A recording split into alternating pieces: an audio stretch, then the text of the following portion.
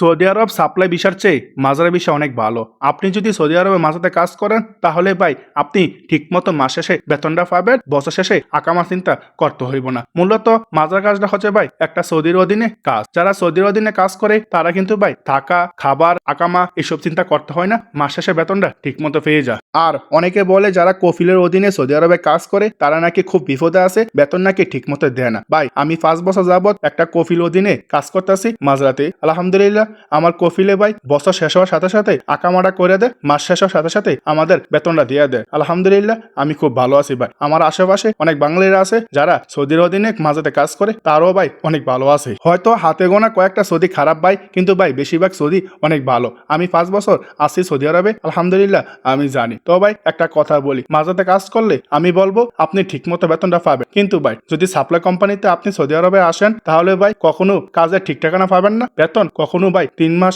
বা 5 মাস পরে পাবেন। আমার সাথে ভাই গতকাল এক বাঙালি ভাই যোগাযোগ করছে, সে নাকি ভাই 5 মাস ধরে বেকার বসে আছে, তার নাকি ভাই কাজ নাই, তার বিষয় বলে লোড অ্যান্ড আনলোড। আমি বলছি ভাই এটা তো সাপ্লাই কোম্পানি। তবে একটা কথা বলি, যারা সৌদি আরবে আসবেন যদি বিষয় ভিতরে লেখা থাকে লোড অ্যান্ড আনলোড তাহলে মনে করবেন এটা সাপ্লাই কোম্পানি ভাই। কারণ ভাই সাপ্লাই কোম্পানিতে ভাই কাজের ঠিক ঠিকানা নাই, সময় মতন বেতনটা পাওয়া যায় না। ভাই 4-5 লাখ টাকা খরচা করে যদি সাপ্লাই কোম্পানিতে আসেন আমি বলবো ভাই অনেক টেনশনে থাকবেন, আপনার ঋণ কখনো শেষ হইতো না ভাই। আমি এই প্রবাসের অভিজ্ঞতা থেকে বলতেছি, যারা সৌদি আরবে সাপ্লাই কোম্পানিতে আসে তারা কিন্তু খুব বিপদে আছে। তো একটা কথা বলি, মাদ্রাতে আসলে আপনার টাকা লাগবে 4 থেকে 5 লাখ টাকা, আর যদি সাপ্লাই কোম্পানিতে আসেন তাহলে আপনার টাকা খরচ হবে 4-5 লাখ টাকা। তো ভাই ভালো একটা মালিক চাইয়া বা ভালো একটা কফিল চাইয়া সৌদি আরবে মাঝে বেশি আসেন, ভালো হবে ভাই। এই হয়তো একটু কষ্ট মাঝের কাজটা, কিন্তু ভাই এই প্রবাসও আমরা আইছি কষ্ট করতে। যদি কষ্ট করার সাথে সাথে মাস শেষে বেতনটা পাই যায় তাহলে ভাই কষ্টকে কষ্ট মনে হইতো না। কিন্তু ভাই সাপ্লাই কোম্পানিতে আপনি কষ্ট করতে পারবেন কিন্তু সময় মতো বেতনটা পাবেন না, বেতনটা কিন্তু মাইর যাবে ভাই।